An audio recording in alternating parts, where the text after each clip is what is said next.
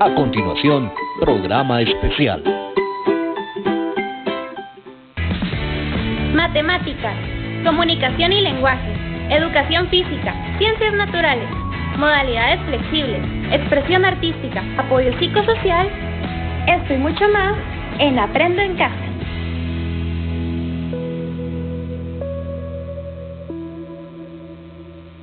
Bienvenidos a Aprendo en Casa. Yo ya estoy listo para aprender, espero que ustedes también. Y no te olvides de ingresar a nuestro portal de internet para reforzar todo lo aprendido dentro del programa.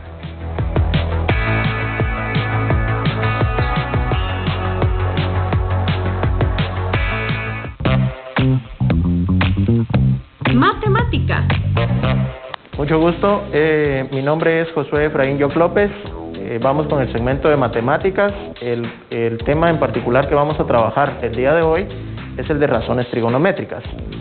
Para esto he preparado el material que ustedes ven en esta parte, en donde, si nos damos cuenta, contamos con dos triángulos semejantes específicamente, y estos triángulos tienen la característica que ambos son triángulos rectángulos. Quiere decir que uno de sus ángulos mide en particular 90 grados.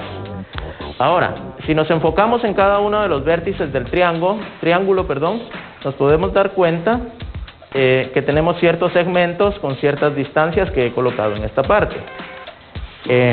Para comprender las razones trigonométricas es necesario que entendamos cómo se relacionan cada uno de los lados de dos triángulos semejantes como los que tengo acá. Entonces vamos a tomar y relacionar la razón que me va a dar el segmento que parte desde el punto A hasta el punto C, que sería este segmento de acá, relacionado con el segmento desde el punto A al punto B. Entonces la razón me quedará de la siguiente forma. Colocando cada una de las distancias de estos segmentos, nos damos cuenta que el segmento AC mide 3 unidades, mientras que el segmento AB mide 5 unidades. Entonces nuestra razón quedaría como 3 dividido entre 5. Muy bien. Ahora, tomando en cuenta el triángulo más grande, podemos encontrar el segmento AE y el segmento AD. Estos segmentos en particular, al relacionarlos entre sí, nos van a quedar de la siguiente forma. La razón nos quedaría como 6 dividido 10. Esta razón en particular se puede simplificar. Simplificada esta razón nos quedará entonces de la siguiente manera. Mitad de 6 es 3, mitad de 10 es 5. Entonces, podemos darnos cuenta acá que la relación entre los lados es exactamente la misma. La razón entonces permanece sin importar las dimensiones de los triángulos. Entonces, a partir de este momento podemos deducir las razones trigonométricas que resultan de un triángulo rectángulo. Muy bien, entonces vamos a ver de dónde es que resultan las razones trigonométricas. Tenemos para esto otra vez un triángulo rectángulo. Recordemos, triángulo rectángulo es todo triángulo que maneja un ángulo de 90 grados. Nos vamos a enfocar específicamente en uno de los ángulos de nuestro triángulo. Específicamente lo hemos identificado como el ángulo A. Entonces debemos recordar que cada uno de los lados de nuestro triángulo recibe nombre como catetos y el lado más largo recibe el nombre de hipotenusa. Muy bien, tomando en cuenta las relaciones anteriores, podemos determinar entonces que si nos enfocamos en nuestro ángulo A, en este caso, vamos a determinar las relaciones que hay entre los catetos y la hipotenusa. Por ejemplo, el seno de A, estaríamos hablando siempre del ángulo en el que estamos referenciados. El seno de A será igual al cateto opuesto dividido entre la hipotenusa. El cateto opuesto entonces es aquel cateto que me va a quedar justo frente al ángulo del que estoy hablando. En este caso estamos hablando de este ángulo que tenemos acá. Nuestro cateto opuesto estaría en este extremo. La hipotenusa, pues ya sabemos, ¿verdad? Es el lado más largo de nuestro triángulo. Entonces así quedaría nuestra función seno. Nuestra función coseno de A estaría compuesta entonces por el cateto adyacente dividido entre la hipotenusa. Si nos enfocamos en nuestro ángulo A, el cateto adyacente es el que está inmediato a este ángulo. Entonces, este sería nuestro cateto adyacente y eso dividido entre la hipotenusa. Y por último, la razón tangente de A.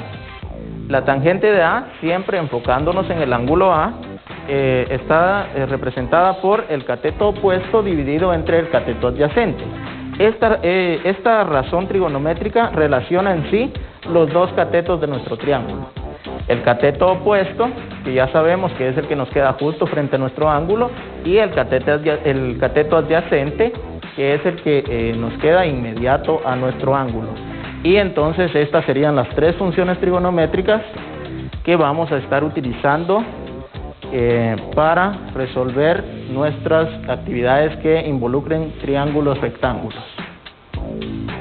Es importante recordar que los triángulos rectángulos los podemos encontrar en nuestro diario vivir, como por ejemplo cuando utilizamos una escalera para cambiar un bombillo.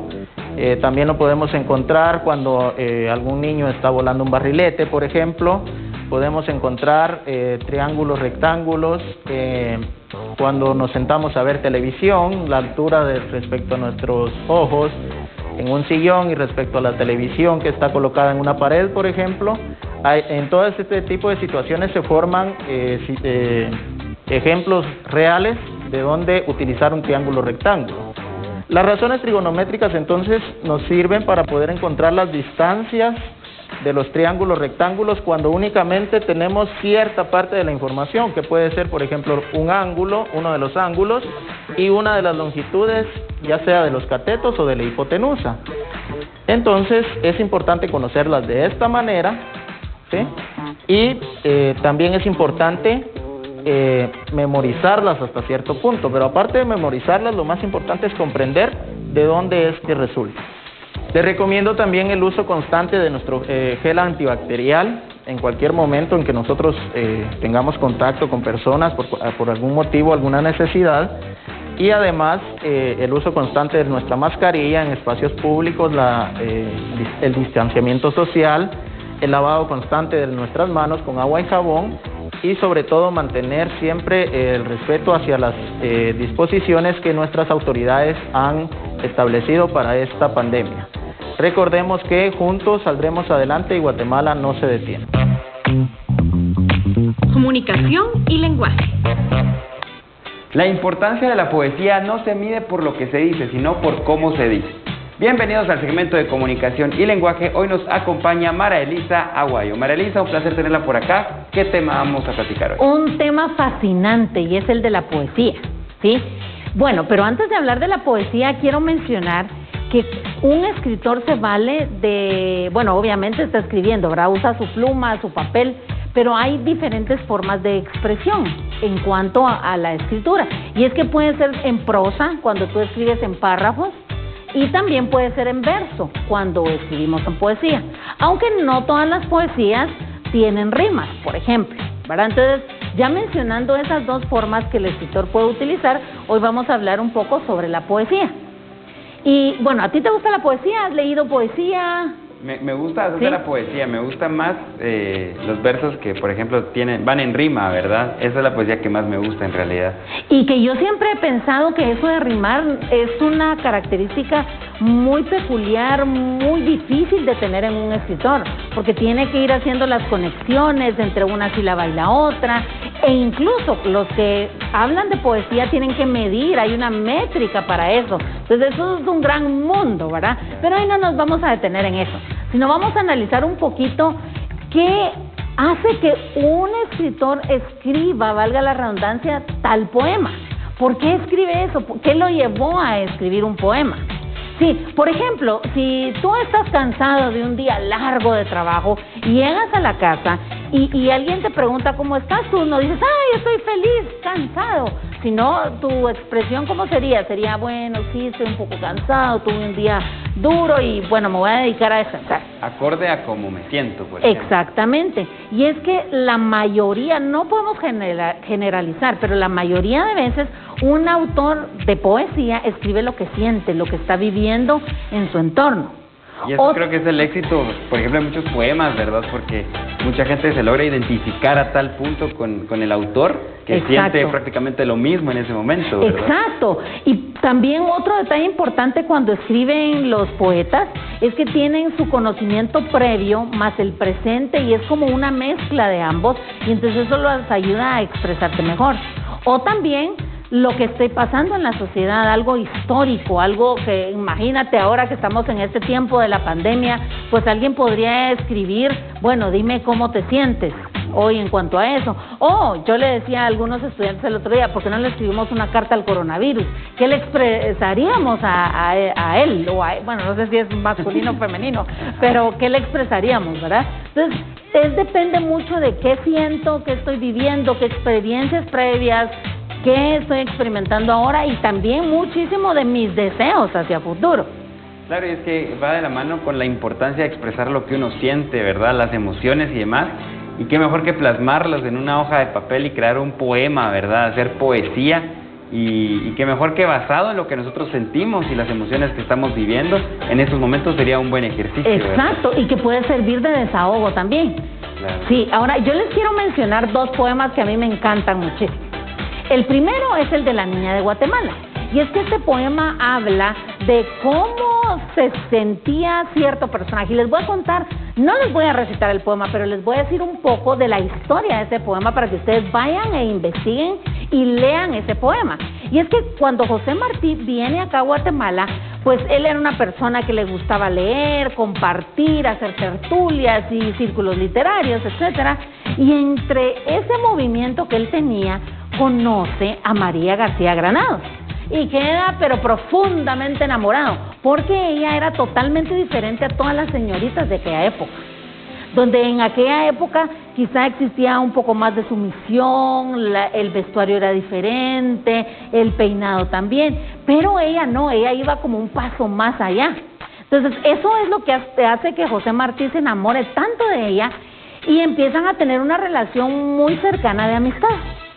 Pero hay un detalle, que él ya estaba comprometido afuera de Guatemala y se iba a casar. Claro está que eso se lo menciona a ella, pero ella estaba enamorada. En el corazón, como dirían, nadie manda, ¿verdad? Llega un momento en que él se va y se tiene que casar, porque ya era un compromiso adquirido, sobre todo en aquella época. No es como ahora te devuelvo mi anillo y ya terminamos. No, en aquel entonces era totalmente diferente. Era un compromiso, una palabra, un sello que no podíamos quitar, que no podíamos romper. Era un pacto. Todo esa situación hace que ella se ponga muy, muy triste. Cuando él regresa, ella le manda una nota y le dice, ¿pero por qué? ¿Por qué hiciste eso? ¿Por qué me dejaste? Por favor, ven a verme. Y él nunca llega a visitarla. Ella se enferma de tal manera que empieza a decaer, a disminuir sus fuerzas y ella muere. Él escribe entonces ese poema de la niña de Guatemala, donde dice que esa niña no murió porque estaba enferma, sino que murió por ese amor incansable que tenía por él. Y bueno, esa es la leyenda. Incluso dicen los historiadores que muchos jóvenes van a la tumba de ella para recibir consejos de amor, ¿verdad? Eso es como una leyenda. Y si nosotros fuéramos al cementerio general, pues podríamos ver ahí su lápida, etcétera. Pero bueno, esa es una historia. ¿Qué estaba expresando ahí José Martín? Su tristeza de haber abandonado a la que él amaba, pero que tenía que haber cumplido con un compromiso, ¿verdad? Y que él estaba expresando tal vez no tanto sus sentimientos, sino el sentimiento de la persona, de María, al quedarse sola. Sí, pues expresando el sentimiento de una segunda persona que pues tenía que ver con él también, ¿verdad? Exactamente. Bueno, ese es un poema. Hay otro que es uno de mis favoritos, que se llama Yo pienso en ti, de José Batres Montúfar. Ese es uno que yo me lo aprendí cuando estaba en secundaria, porque primero me obligaron y segundo, pues al final me paró gustando. Y ahora aquí la historia es totalmente diferente, porque José Batres Montúfar se enamora de una señorita. Él estaba profundamente enamorado, pero él tiene que irse a trabajar a Panamá. Y cuando él se va a trabajar, ella se queda acá en Guatemala y pues en aquel tiempo donde arreglaban los matrimonios, no es como ahora, sino que era totalmente diferente, ella la obligan a casarse con otra persona. Y cuando él regresa de Panamá, ella ya está casada. Ya está con alguien más. Y entonces aquí fue al revés, fue ella la que se casó con otro, pura novela, algo así. Ven, la poesía es interesante. Claro. Entonces, si tú lees el poema Yo pienso en ti y empieza, yo pienso en ti, tú vives en mi mente, sola, fija, sin tregua, a toda hora, etcétera. Y entonces es una gran historia que te va a explicar a ti cómo se sentía José Batres Montúfar. Incluso habla de sentirse solo, de esa vastedad en la tristeza, de que no aguanta más, e incluso habla de que él está vivo, pero que realmente está muerto en vida, ¿verdad?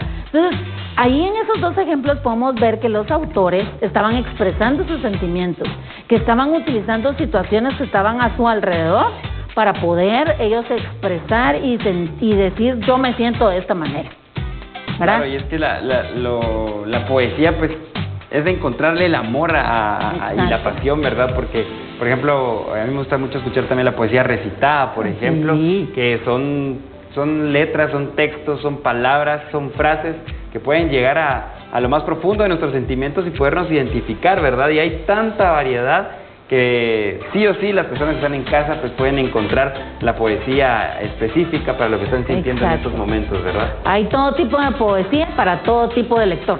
Definitivamente, María Elisa, pues muchísimas gracias por ese tema tan interesante. Ya para finalizar, yo le invito, por favor, porque recordemos que es muy importante lavarse las manos constantemente, utilizar su mascarilla.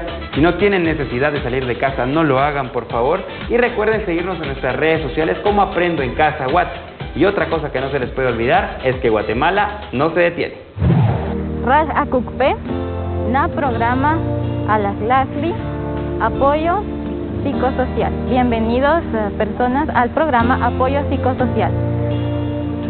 La cultura xinca o el pueblo xinca es un pueblo que se caracteriza por ser unido. En esta unión, los valores fundamentados en la familia es algo muy importante para su conservación y para el respeto mutuo que existe entre las comunidades.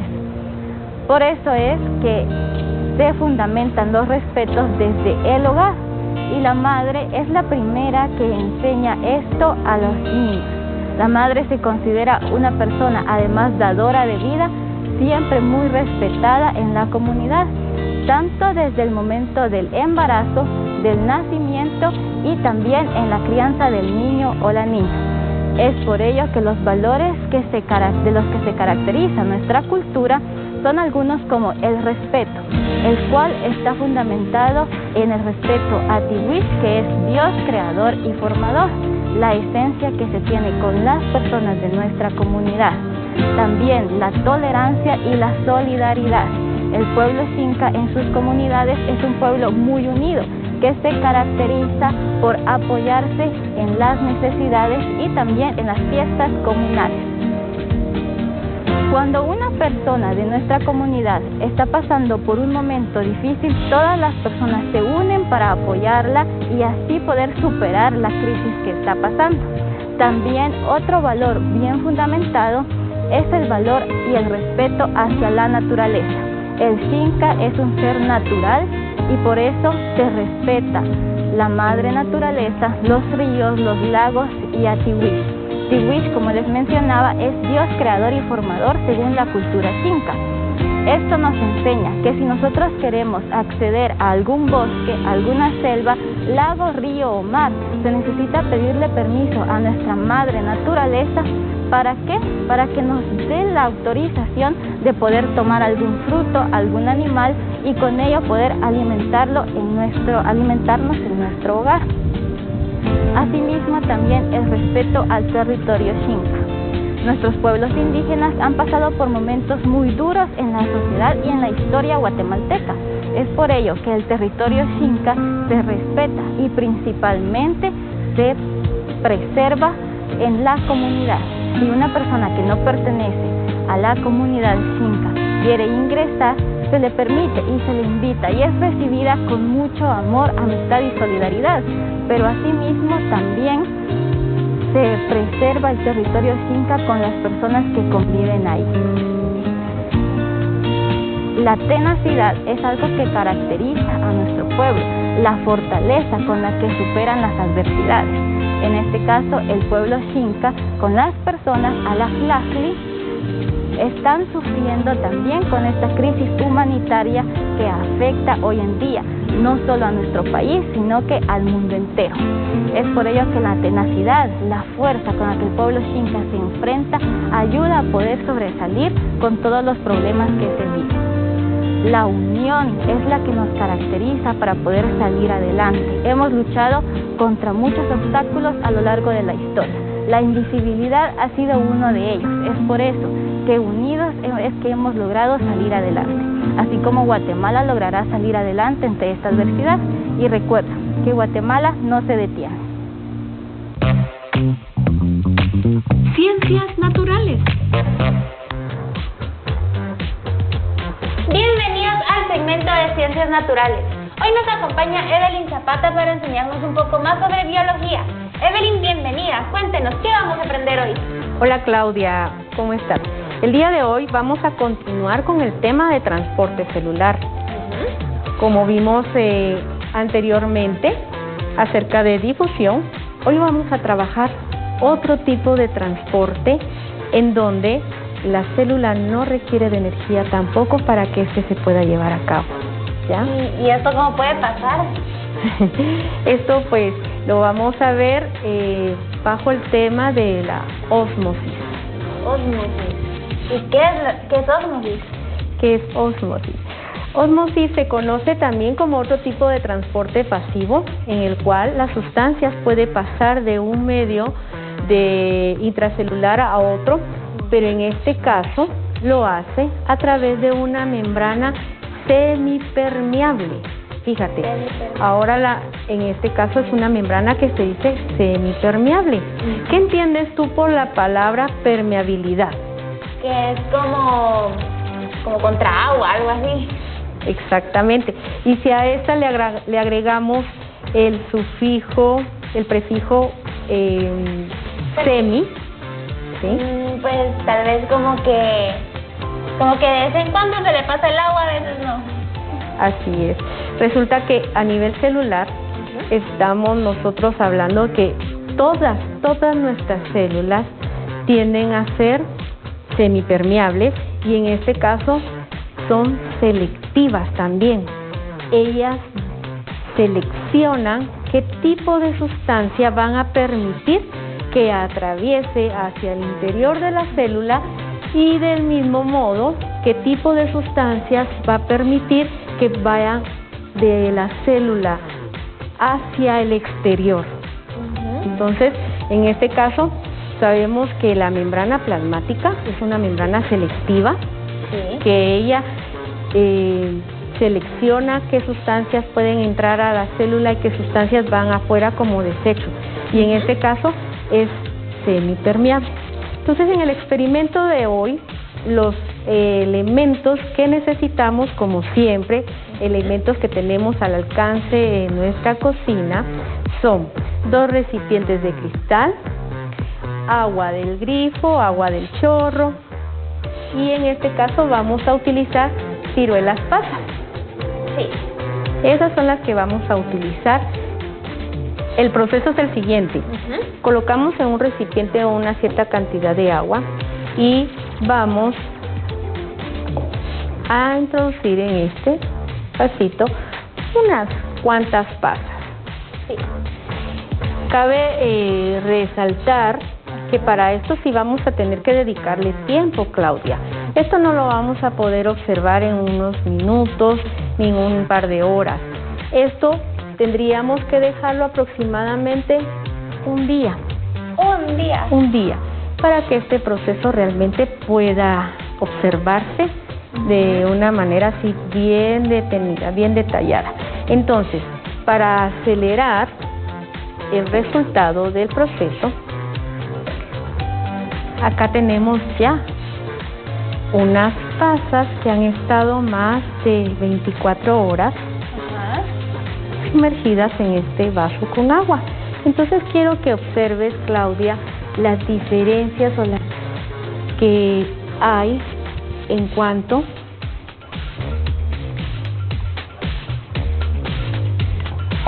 a cómo se encuentra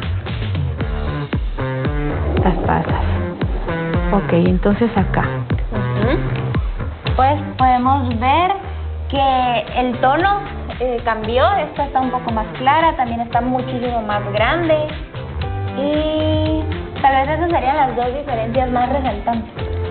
El tamaño, si te das cuenta, el tamaño es completamente, podríamos decir que se dobló, el tamaño se dobló, ¿verdad? Ahora, acá nosotros tenemos un ejemplo bien claro de este proceso denominado ósmosis.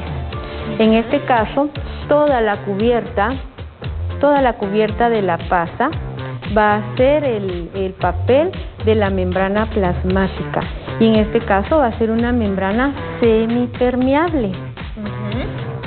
Ha transcurrido, como te dije, 24 horas. Fue el tiempo que le tomó a cierta cantidad de agua poder atravesar esta membrana y entrar hacia la parte interna de la pasa. En este caso, recuérdate que esta es una uva deshidratada, ¿verdad?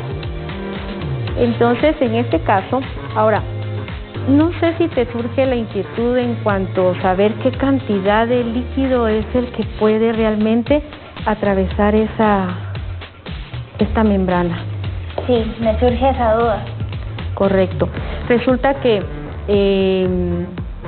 sí hay una cierta cantidad de líquido que es permitido que pueda ingresar al interior de la célula y esto es debido a un término conocido como la presión de turgencia. No puede entrar más líquido del cual esta membrana no es capaz de poderla tolerar y resistir.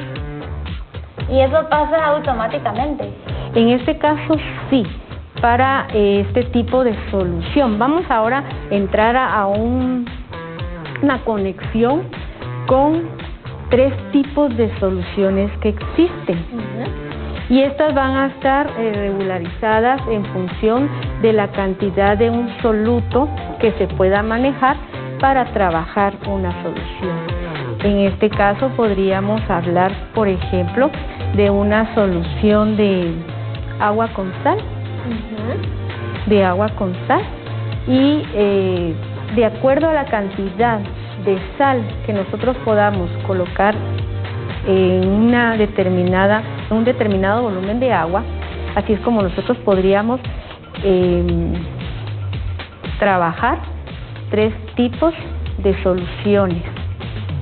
Y esas son, no sé, ¿te recuerdas en el caso del tema de las soluciones? Lo que era una solución isotónica, hipotónica e hipertónica.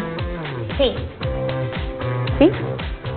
Ok, pues en virtud de ese tipo de soluciones, así es como vamos nosotros a encontrar la consistencia de las células en virtud del medio en donde ellas van a estar sumergidas. Entonces, regresando al punto, ¿verdad? Gracias a la capacidad que tiene también esta membrana de poder retener una cierta cantidad de líquido, esta no fue capaz de romperse. Sí. ¿Verdad? Y me surge una última duda. Por lo que entiendo, en la ósmosis siempre va involucrada el agua. Y puede ser como otro líquido o solo puede ser como que el agua así sola o el agua como con sal o podemos usar otro líquido. Bien, podríamos nosotros trabajar otro tipo de solutos. En este caso puede ser la sal, también puede ser, por ejemplo, el azúcar. El azúcar también se puede trabajar y de acuerdo a la cantidad de ese soluto, en este caso el azúcar que nosotros trabajamos, entonces armar esos 3 tipos de soluciones distintos que hay para poder ver de qué manera el proceso de ósmosis afecta a la membrana plasmática. Bueno, muchas gracias, Evelyn, por habernos acompañado el día de hoy y habernos enseñado este tema tan bonito con un experimento tan creativo. Ahora yo la voy a invitar a que nos desinfectemos las manos. Gracias, Claudia. Recuerden a todos en casa lavarse muy bien las manos, hacerlo constantemente, utilizar bastante agua y jabón y utilizar su mascarilla en todo momento. Pero lo más importante es que Guatemala no se detiene. Apoyo psicosocial. Hola, mi nombre es Carmen, mi apellido Pérez, mi seña es Carmen. ¿Yo quién soy? Soy una persona sorda de nacimiento, por herencia. Y ahora pues tengo 23 años. Voy a explicarle toda mi historia de vida. A los 3 años, mi mamá se dio cuenta que mi hija no decía las palabras completas, no hablaba bien, igual a los otros niños. Me llevaron a una terapista de lenguaje. No me llevaron nunca a un doctor, a un psicólogo, nada. De una vez fue a una terapista de lenguaje. La terapista era psicóloga también y se dio cuenta y le dijo a mi mamá que pueda llevarla a un doctor para que le haga análisis más profundos y necesitaba hacerme una audiometría. Mis papás decían, ¿pero por qué? ¿Eso qué significa que tengo que hacer una audiometría? 2 meses después, mi papá se murió y ya no pudimos llegar con el doctor, ya no hicimos la audiometría, ya no se pudo hacer nada.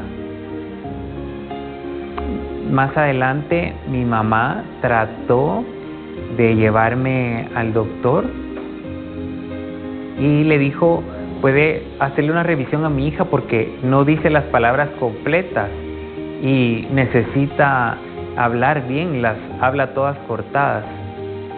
Entonces hicieron el examen, hicieron la audiometría y después con la audiología me llevaron y solo estaba mi mamá. Cuando le entregan la nota, el diagnóstico, le dicen su hija es sorda profunda. Entonces eso significa que no escucha nada en ningún oído. 0 en cada oído, tal vez en el oído derecho tiene un poco de audición, pero el oído izquierdo no escucha nada. Entonces respiró profundo, ¿verdad? Porque entonces estaba con esos meses de duelo, más la situación de mi persona. Otra vez fuimos al doctor para hablar de una audiometría y que le explicara porque no entendía. Le dijo, está bien, usted tiene que promover que su hija no esté estudiando con sordos. No importa, su hija debe estar incluida, puede aprender con personas oyentes. Y su hija puede seguir luchando para estar al mismo nivel de los oyentes. Bueno, mi mamá lo entendió. Y más adelante me estuvieron llevando a terapia de lenguaje con la psicóloga, se le comentó que yo soy sorda profunda, me daban las terapias, pero la verdad, cuando yo empecé a escuchar fue tal vez a los 7 años. Yo no sabía qué era escuchar, nunca había escuchado. Y el doctor le dijo a mi mamá, tiene que usar aparato, porque así estimula su nervio auditivo, su audición, para que se le pueda activar. Pero la verdad yo me sentía un poco frustrada, incómoda con el aparato, porque a veces no escuchaba nada. Poco a poco escondía yo el aparato, no lo usaba. Cuando venía mi mamá me lo ponía y tenía más o menos 9 años y escuché mucho más. Y la verdad, la primera vez que usé el aparato un día completo, yo dije, se lo voy a regalar a un niño, no lo quería tener yo. Y mi mamá se molestó. Después de eso, toda la familia ayudaron para poder apoyarme y comprar un nuevo aparato, pero ya no era de cajita y los cables que llegaban a la oreja, sino era ya más inalámbrico. Yo me aguantaba porque tener los aparatos era incómodo, me molestaba. Llegué yo a la casa y después me llevaron al doctor y nos decía, tenga cuidado para usar el volumen, porque cuando salga en la calle, todos esos sonidos pueden atormentarla. Yo a veces necesitaba llegar al baño y yo apagaba el volumen del aparato, y apagarlo sería como quitarle todo el volumen. Cuando entonces yo estaba en el baño, mi primer sonido claro, en ese momento fue cuando aprendí a discriminar los sonidos. Yo pensé que vivía en una burbuja de silencio, pensé que no tenía ningún ruido. Mi mamá me grita y yo también hago un grito porque le digo, ¿qué es esto? Y la verdad me sentía con miedo, nunca había escuchado, utilizando el aparato en el baño, y mi mamá me dice, ¿escuchaste? ¿Entendiste? Es que no entiendo qué estoy escuchando. Mi mamá me explica y también se siente frustrada porque tantos años de tener terapia de lenguaje, y yo la verdad es que me costaba poder también practicar las palabras y no veía yo la boca. A veces me hacían ejercicios donde me tapaban la boca y yo no veía nada. ¿Y qué pasaba si yo estaba en un cuarto afuera? Muchas frustraciones. Yo le decía que no quería ir a la terapia, de los nervios me orinaba en la cama porque yo ya no quería asistir a esas terapias. Mi mamá pensó que entonces ya no pudiera yo ir a la terapia y solo mi mamá me daba ella los ejercicios. Ella investigó, porque antes no había internet, leía libros, no había teléfono, iba a bibliotecas, la biblioteca en zona 1, buscando libros de terapia de lenguaje, cómo hacer para enseñarle a mi hija sorda. Pero entonces me enseñó bastante, y hasta después una amiga le dijo, usa el espejo y píntate los labios de rojo para que te pueda ver y así pueda entenderte y centrar tu atención en los labios. Eso fue lo que hizo mi mamá. Entonces yo estaba ahí viendo al espejo, mi mamá estaba detrás y yo lo que veía era el espejo, y fue más fácil para mí cómo ir leyendo los labios para entender. Después era muy confuso los ruidos. Yo pensaba que el helicóptero era que estaba volando, que sí era la lavadora. Entonces eran muchos sonidos que no podía discriminar de dónde venían, cuáles eran para diferenciarlos. Por eso me decía, mira, esto es una lavadora, escucha qué es lo que dice, y así se dice. Así fue como me fue presentando los sonidos de todas las cosas, de todo mi entorno, señalándome y viéndolos. Eso me ayudaba a mí para hacer una conexión cerebral de qué significaba y de dónde provenía el sonido. Yo ingresé a la asociación y quería pedir una oportunidad de trabajo para encontrarla, y también Azorgua me enseñó a tener identidad de persona sorda, a aceptarme como persona sorda. En la universidad yo ingresé y ahora, pues gracias a Dios, con el intérprete y con los conocimientos adquiridos, cerré pensum el año pasado de educación especial, y ahora voy para la licenciatura de psicología general el siguiente año. Gracias por esta invitación que me dieron para el segmento, y Guatemala no se detiene. Bienvenidos a un segmento más de Lengua de Señas de Guatemala. Hoy continuamos con las frases de cortesía. Empezamos. Primero vamos a hacer la configuración y el movimiento de cada seña, y luego vamos a hacer todas las señas en conjunto para repasar. La primera palabra es igualmente. Para decir la palabra igualmente, ponemos nuestros dos dedos índices de forma paralela y los unimos y decimos igualmente. La mano en esta posición y hacia adelante, igualmente. La siguiente palabra es cuídate mucho. Ponemos nuestras dos manos en esta posición y hacemos un ligero movimiento para adelante. Cuídate mucho. Unimos nuestros dedos de esta forma. Cuídate mucho. La siguiente palabra es inteligente. Hay dos formas de hacer la seña de inteligente. La primera es colocando nuestras manos en esta posición, el dedo pulgar de una, puede ser la mano dominante, toca la frente, y la otra parte de los dedos de la mano que está tocando nuestra frente, y hacemos inteligente, con un ligero movimiento hacia adelante. La siguiente seña de inteligente es, unimos todos nuestros dedos y tocamos la frente y lo hacemos hacia adelante con el gesto inteligente, abriéndolo hacia adelante. La siguiente palabra es disculpa. Vamos a colocar nuestras manos en esta posición, dedo índice y dedo meñique, y toca la barbilla con el gesto de pidiendo disculpa. La siguiente palabra es perdón, y con esta tenemos que cerrar nuestro puño y tocamos nuestro pecho haciendo aquí el perdón. Esa también la podemos utilizar para decir lo siento. La siguiente seña es me siento bien. Vamos a tocar nuestro pecho con la palma de la mano indicando me. Siento es con el dedo medio y toca el pecho con un ligero movimiento hacia arriba. Siento bien. Colocamos nuestra mano en esa posición. Hagámoslo todo de corrido. Me siento bien. La siguiente es me siento mal. Igual que la anterior, lo único que cambia es la última seña. Hacemos me siento mal.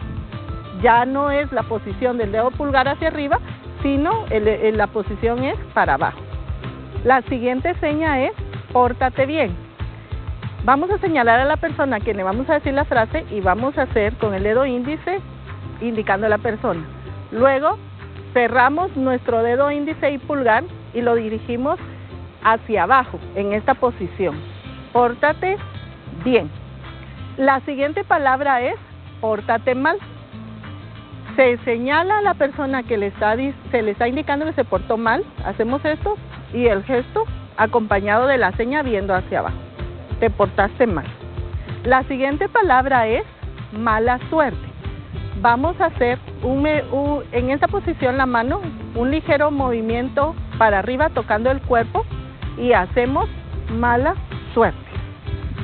Luego la siguiente es buena suerte.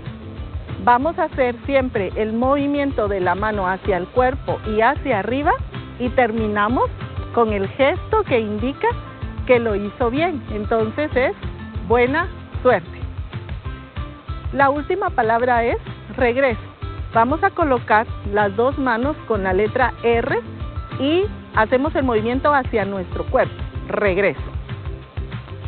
Ahora vamos a hacer todas las palabras de forma continua. Empezamos. Igualmente, cuídate mucho, inteligente o inteligente, disculpa, perdón o lo siento, me siento bien, me siento mal, te portaste bien, te portaste mal. Buena suerte, mala suerte. Regreso. Este ha sido el segmento de Lengua de Señas de Guatemala. Mi nombre es Ruth Priego y los esperamos en el siguiente segmento para seguir aprendiendo más. Educación física. Bien, chicos, nos encontramos en el segmento Aprendo en Casa. El día de hoy vamos a hacer lo que es el condicionamiento físico en el baloncesto. Acompáñenme primero con un pequeño calentamiento. Ustedes ven que aquí tengo unos platitos. Voy a comenzar marcando. Suave. Voy hacia atrás. Voy marcando. Hago el cambio y ahora utilizo mi otra pierna. Voy de nuevo. Tengo el otro platito. Voy otra vez. Voy hacia atrás. Tengo aquí dos platos. Salto hacia arriba. Voy de nuevo. Salto hacia arriba. Voy, sigo aumentando lo que son mis pulsaciones. Voy hacia atrás. De nuevo.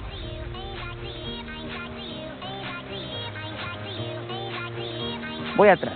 Me dirijo en forma diagonal y voy a hacer una caída en un pie. Voy otra vez. Hago cambio del pie. Voy de nuevo. Bueno, ya que realizamos lo que es nuestra entrada en calor, siempre pasamos a lo que son nuestros estiramientos. El día de hoy voy a realizar el estiramiento completo de mi espalda.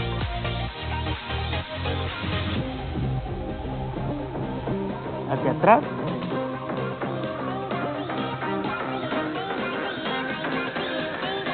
Por un lado. Hago el cambio.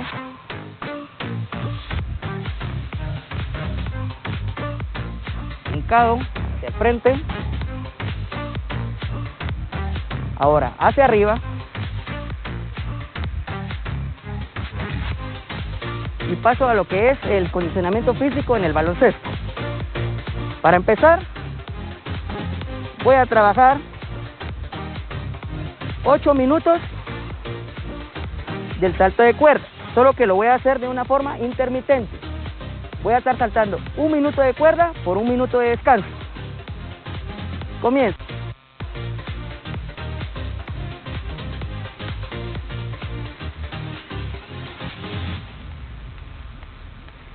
Luego que realizo el minuto de cuerda, voy a utilizar lo que es, después de mis 10 saltos con la cuerda, paso a lo que es una plancha. Aquí estoy haciendo todo el fortalecimiento de lo que es mi zona media. Cambio. De nuevo, paso a trabajar lo que son mis saltos.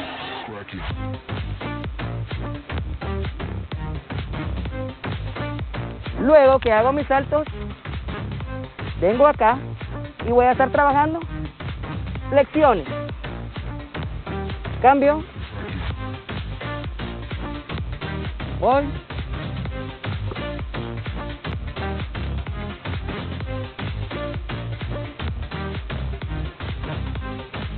Voy de nuevo a lo que es mi cuerda.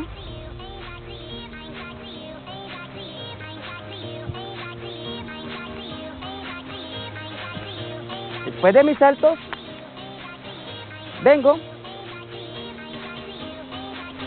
y trabajo. 1, 2, 3, 4, 5, 6, 7, 8. Bueno, es así como terminamos lo que es nuestra clase de condicionamiento físico en el baloncesto. Bueno, con esto finalizamos lo que es nuestro condicionamiento físico en el baloncesto. Ahora pasamos a lo que son nuestros estiramientos. Todo lo hacemos de 8 a 10 segundos para realizar el cambio.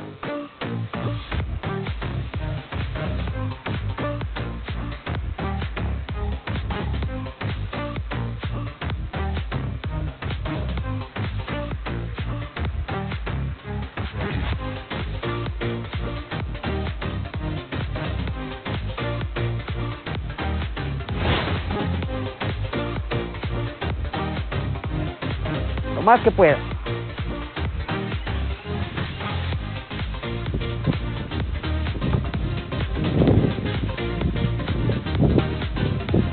Bueno, y es así como terminamos nuestra clase de condicionamiento físico en el baloncesto. Recuerden, el uso de la mascarilla, distanciamiento social. Guatemala no se detiene. Nos vemos a la próxima. Matemáticas, comunicación y lenguaje, educación física, ciencias naturales, modalidades flexibles, expresión artística, apoyo psicosocial, esto y mucho más en Aprendo en Casa.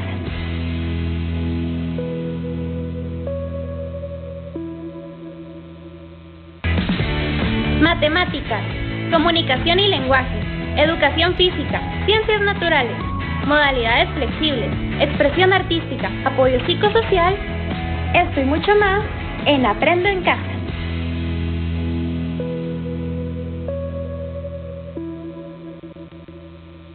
Bienvenidos a Aprendo en Casa. Yo ya estoy listo para aprender, espero que ustedes también. Y no te olvides de ingresar a nuestro portal de internet para reforzar todo lo aprendido dentro del programa. Matemáticas.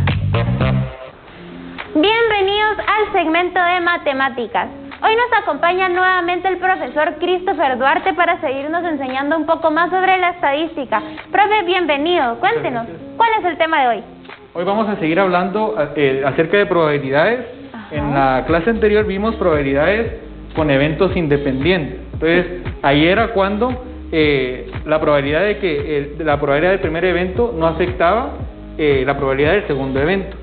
Mientras que aquí vamos a tener eventos que son mutuamente excluyentes. ¿A qué se refiere? Dos eventos son mutuamente excluyentes cuando no pueden ocurrir los dos al mismo tiempo. Entonces veamos, por ejemplo, si yo te digo, ¿cuál es la probabilidad de que salga un as de corazones o un 7 de tréboles? Sería tal vez como de 1 porque es una carta y dentro de 52 porque el total es de 52 cartas.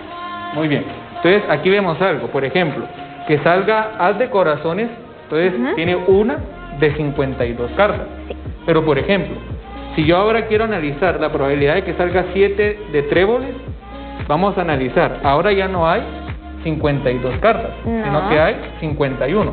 Entonces, ahí no estaríamos hablando de mutuamente excluyentes. Entonces, ¿qué va a ser mutuamente excluyentes? Es cuando yo analicé que este tiene 1 de 52, regreso la carta y ahora analizo el 7 de tréboles, al sacarla, también va a tener 1 de 52. Exacto. Entonces, ¿cómo vamos a calcular la probabilidad de que salga un as de corazones o un 7 de tréboles? Vamos a sumar las probabilidades de cada una. Entonces, para la primera es 1 de 52 y para la segunda es 1 de 52. En total tendríamos 2 de 52. Entonces, eso lo podríamos simplificar a 1 de 26. Entonces, hablaríamos que la probabilidad de que me salga un as de corazones o un 7 de tréboles sería 1 de 26. 1 de 26. Entonces, ahora veamos la probabilidad con los dados. Sí. Aquí tengo los dados. Bueno, ahora veamos el siguiente ejemplo. Sí. Si lanzamos un dado, aquí ya tenemos todas las posibles caras que pueden caer. Pero si lanzamos un dado y yo hago la pregunta, ¿cuál es la probabilidad de que salga un 4 o un 3? ¿Será que pueden salir los dos al mismo tiempo si solo lanzo un dado? No. Entonces ahí vemos eso de que no pueden ocurrir los dos eventos al mismo tiempo. Entonces un evento es que salga el 4 y otro evento es que salga el 3. Entonces analicemos, ¿cuál es la probabilidad de que salga solamente el 4? Es de 1 en 6. 1 en 6, ¿verdad? Y la probabilidad de que salga el 3 también es de 1 en 6. 1 en 6. Entonces cuando queremos calcular la probabilidad de que salga un 4 o un 3, lo único que vamos a hacer es sumar las dos probabilidades que acabamos de hacer. Entonces tenemos un sexto más un sexto. Y sabemos que como son de igual denominador, puedo copiar únicamente el denominador y sumar los numeradores. Entonces tenemos 1 más 1, 2. Entonces la probabilidad de que salga un 4 o un 3 sería 2 de 6. Pero esto lo podría expresar de una manera más simplificada, dividiendo entre 3 el numerador y el denominador, y sería... ¿Dividiendo entre 3 o entre también 2, perdón. Sacarle mitad? Ajá. Entonces sería 1 sobre 3. Exacto. Entonces la probabilidad de que vaya a salir el 3 o el 4 es de 1/3. 1/3, sí. Entonces, ahora podemos concluir que dos eventos van a ser mutuamente excluyentes cuando no pueden ocurrir los dos al mismo tiempo. Lo que decíamos, no puede ocurrir que en un dado salga el 4 y salga el 3. Y pues para calcular la probabilidad de esto, se calcula mediante la suma de las probabilidades de los eventos por separado. Lo que habíamos dicho, la probabilidad de que salga el 4 es 1 de 6 y la probabilidad de que salga el 3 también es 1 de 6, porque son 6 posibles caras las del dado. Entonces podemos concluir que la probabilidad total es 1 de 3. Entonces esa es nuestra conclusión para el día de hoy. Muchas gracias, profe, por haber compartido este tema con nosotros y a la vez motivarnos a ponerlo a prueba, porque podemos usar nosotros o hacer nuestro propio dado y ver qué tal funcionan nuestras probabilidades. Podemos agarrar, por ejemplo, el 1 y el 5 y ver qué probabilidad hay de que salga, y casualmente nos sale el 6, entonces vamos a saber si se logró cumplir o no. Profe, yo lo voy a invitar a que nos desinfectemos las manos. Gracias. Recuerden a todos en casa lavarse muy bien las manos, hacerlo constantemente, utilizar bastante su mascarilla, pero lo más importante es que Guatemala no se detiene. Comunicación y lenguaje. Bienvenidos al segmento de comunicación y lenguaje. Hoy nos acompaña Pablo Salvatierra. Profe, un placer tenerlo por acá. ¿Qué tema vamos a desarrollar hoy? Mucho gusto, André. Mucho gusto también a todos quienes nos sintonizan. Hoy vamos a abordar el tema de los dígrafos. ¿Sabes qué es un dígrafo? Es como la unión de dos letras para formar un sonido. Correcto. Entonces hoy vamos a profundizar un poco para ver qué combinaciones se pueden utilizar, cuáles son los dígrafos que son reconocidos en nuestro idioma español. Pero antes de iniciar, vamos de lleno con el tema, vamos a leer esta retahíla. Retahíla es como retazos, vamos a llamarlo así, y lo que hace es ir acumulando palabras, ya sea que compartan el mismo sonido o vayan rimando. Y como bien dices, puede que desarrollen una historia o únicamente es para ejercitar esa parte de la dicción y de la pronunciación. Entonces vamos a leer esta retahíla. ¿La podrías leer, por favor? Yuyito tiene una llave. Esa llave es para su ballena. Yuyito y su barco ballena viajan con su gallina. Renata que se alimenta de rayitos de plata. Este es Yuyito, la ballena, la llave y la gallina Renata, quienes viajan bajo la lluvia que los sueños lloran. ¿Qué sonido escuchaste tú que se repite? El sonido de la doble L y de la Y. Correcto. ¿Y lograste diferenciar cómo pronunciabas una y otra? Por ejemplo, cuando está la doble L, así como llave, se pronuncia más el y, ese sonido que genera la doble L. Y cuando se utiliza la Y, pues es más como, o sea, Y y Y. O sea, hay una leve diferencia ahí que uno hace con su boca, ¿verdad? Para marcar la diferencia entre la Y y la doble L. Correcto. Entonces ya estás teniendo lo que se llama conciencia fonológica, es decir, en cuanto a los sonidos. Y como bien decías, la diferencia, o si te das cuenta, pronuncias llave como que tuviera una I intermedia, llave. En cambio, cuando es la Y, pronuncias sin esa I, yuyito, no es yuyito, sino que yuyito. Ajá. Esa es una de las diferencias para, al momento de nosotros, poder ejercitar nuestra dicción. Y estas entran dentro de los dígrafos, porque, como bien señalabas, está formado por dos L's. Únicamente que, según la RAE, ¿sabes qué es la RAE? ¿La Real Academia Española? Correcto. Este dígrafo no se llama doble L, se llama elle. Elle. Es el nombre correcto. Oh, perfecto. ¿Cuántas letras está compuesto el abecedario? No sé. ¿Cuántos son? 27. Ah, 27.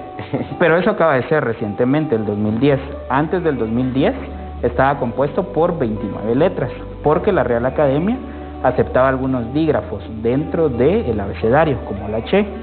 Pero luego ellos llegaron a la conclusión que únicamente son dos letras que se unen para formar un sonido. Por lo tanto, no es una nueva letra. Por eso eliminaron la che y la elle. Sí, pues solo es la unión de dos letras nada más que forman un sonido. Pero no es una letra nueva. Perfecto. Entonces vamos a ver acá cuáles son los dígrafos que ellos reconocieron. Tenemos la che. ¿Cómo pronuncias o cuál es el sonido de la che? Es Ajá. Correcto. ¿Y qué palabras o qué combinaciones podemos formar? ¿Qué ves en esta imagen? Bueno, aquí podría ser chaleco, aquí podría ser leche, chocolate, chupete y mochila. Correcto. Entonces, si te das cuenta, la che se puede combinar con todas las vocales. Entonces, ahora vamos a ver también la elle, si se puede combinar con todas las vocales o no. Entonces, vamos a ver qué combinación se le puede dar a la elle. Como te indico, cuando encuentres acá de esta forma en algún texto, en algún documento, es que nos están diciendo el sonido de esa letra. Es el sistema de fonemas. Igual, entonces acá el fonema que distingue a la elle es el y, como decías.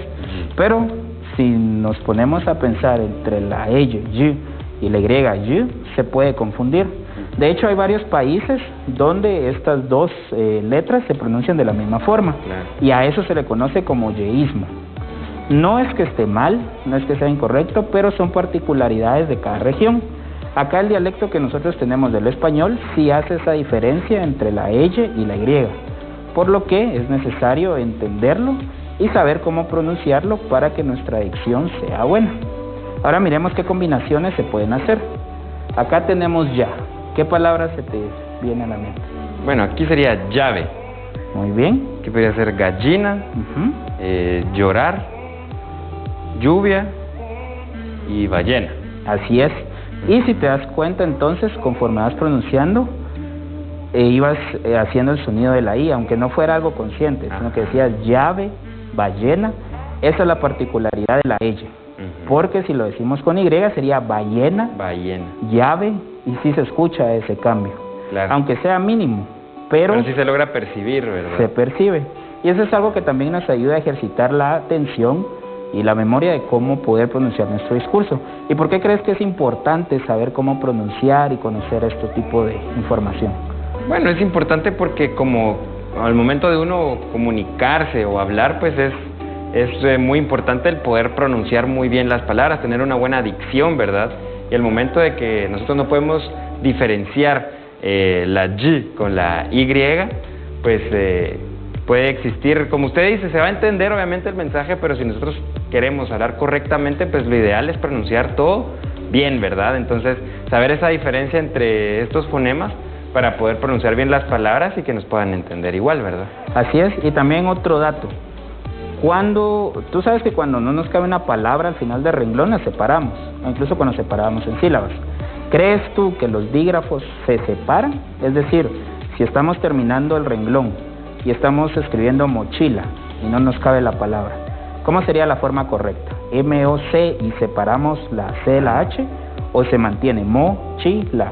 ¿Cómo crees tú? Jamás se puede separar en este caso porque no llevaría la hilación que nosotros necesitamos, ¿verdad? Por ejemplo, si usted pone mochila y entonces solo ponemos M-O, el guión, y ya hacemos con chila, por ejemplo, ¿verdad? Pero no podemos separar que pusiéramos la C y la H abajo, ¿verdad? Porque ahí ya sería, lo estaríamos haciendo incorrectamente. Así es. Entonces, para que lo tengan en cuenta también, cuando nos encontremos en ese caso, que ya no nos cabe la palabra al final del renglón y tengamos dígrafos, nunca hay que separar las letras, sino que se tienen que mantener unidas porque forman, en cierto sentido, una sola letra en cuanto a sonido y en cuanto a sílaba. Entonces es una regla también ortográfica.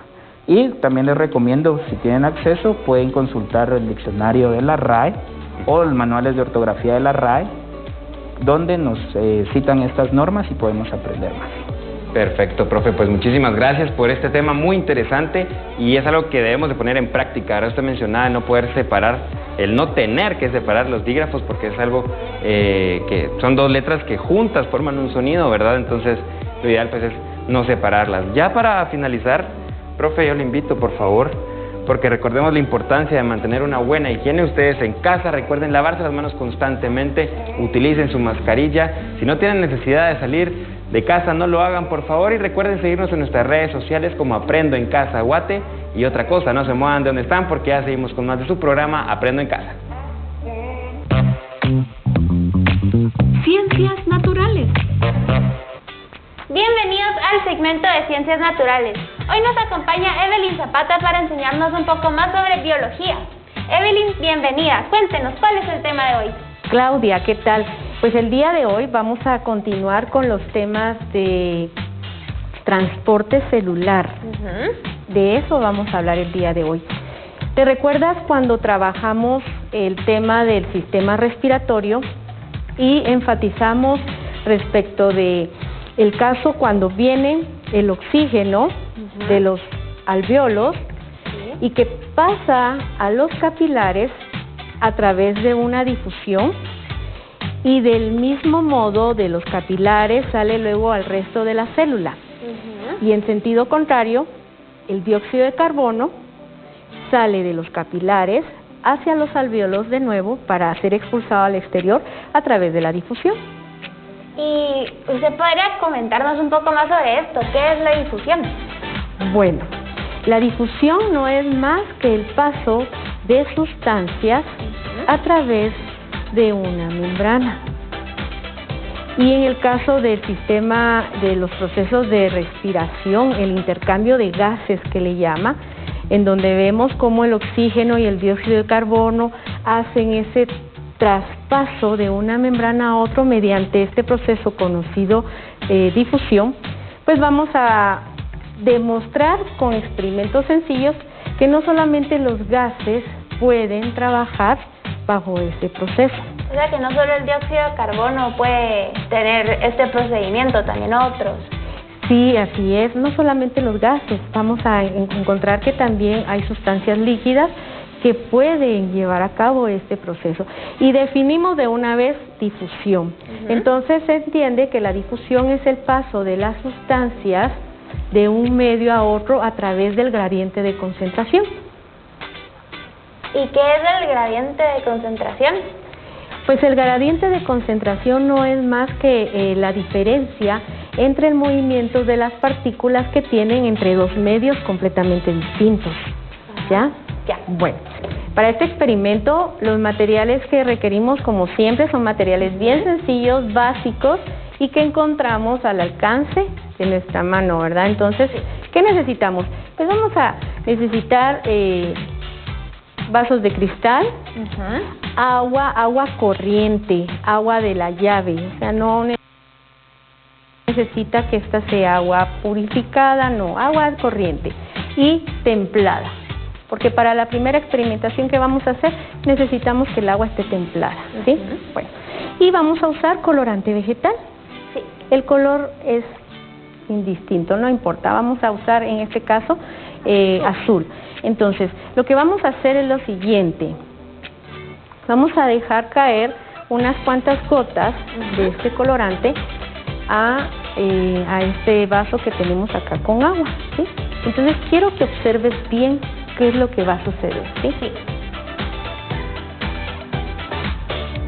1, 2, 3 gotas, 4, 5. Ahí está. Pues se puede ver cómo va, o sea, cómo todo va buscando el fondo y después ya se empieza como a esparcir exactamente. a los bordes. Pues a esto que estás tú observando es a lo que le llamamos difusión. Entonces vemos cómo las partículas del colorante van a empezar a difundirse hacia el lado de menor concentración.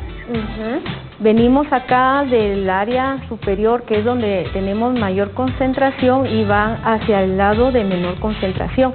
Y más adelante vamos a esperar un espacio de tiempo y te vas a dar cuenta que el agua se va a tornar completamente azul, porque entonces las partículas realmente han logrado, ahí sí que difundirse en todo el medio, en este caso el agua, ¿verdad? Y me surge la duda, no sé, tal vez hay algún factor que pueda ser una variable para que esto sea como más rápido, más lento. Claro que sí, Claudia.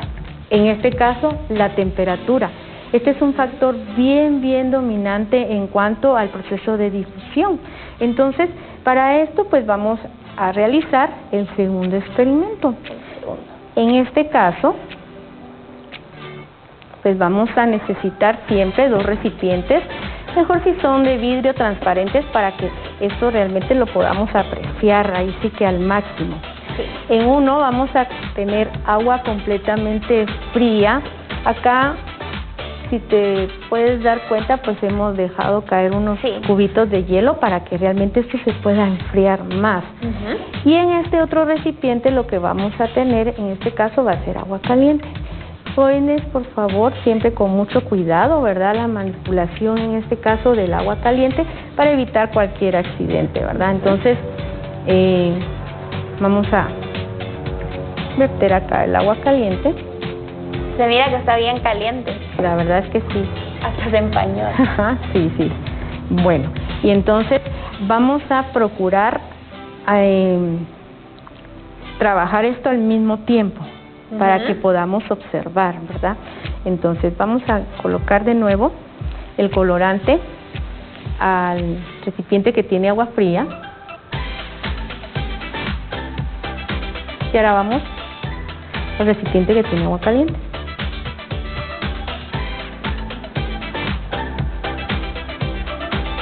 Se puede ver que el proceso de difusión es más rápido en el agua caliente. Así es.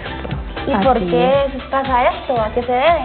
Acá la velocidad de reacción es mucho más rápida debido a que la temperatura, en este caso, tiende a acelerar el proceso de movimiento de las partículas.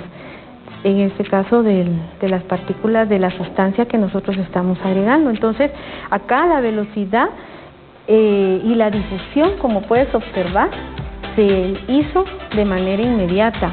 Como las partículas se difundieron hacia el lado de mayor concentración, ¿verdad? En cuanto con el agua fría, observa, todavía es posible ver cómo se hace más lento, así es. Entonces, pues Claudia, con esto estamos para el tema del día de hoy, enfatizando que la difusión es uno de los procesos biológicos a nivel celular de mayor importancia, puesto que a través de el transporte de las sustancias que se dan, ya sea al interior de la célula o al exterior de la célula, se hace a través de Y algo muy importante, que este proceso es reconocido dentro de lo que se conoce como el transporte pasivo, aquel en donde la célula no requiere de ningún gasto de energía para poderlo llevar a cabo, ¿verdad? Bueno, Evelyn, muchas gracias por haber compartido este tema con nosotros y habernoslo demostrado de una manera tan bonita e interactiva. Ahora yo la voy a invitar a que nos desinfectemos las manos. Recuerden a todos en casa lavarse muy bien las manos, hacerlo constantemente, utilizar siempre su mascarilla y no salir de casa si no es necesario. Pero lo más importante, que Guatemala no se detiene. Matemáticas, comunicación y lenguaje, educación física, ciencias naturales, modalidades flexibles, expresión artística, apoyo psicosocial, esto y mucho más en Aprendo en Casa.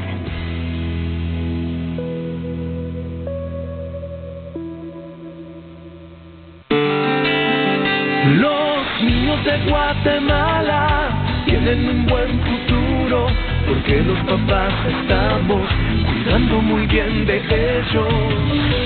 Por eso, hazle caso a tus papás, haz ejercicio y realiza actividades que te hagan feliz dentro de casa. Ministerio de Educación, Gobierno de Guatemala. Canal 13, en un apoyo al Ministerio de Educación por la emergencia del COVID-19, presentó Aprendo en Casa.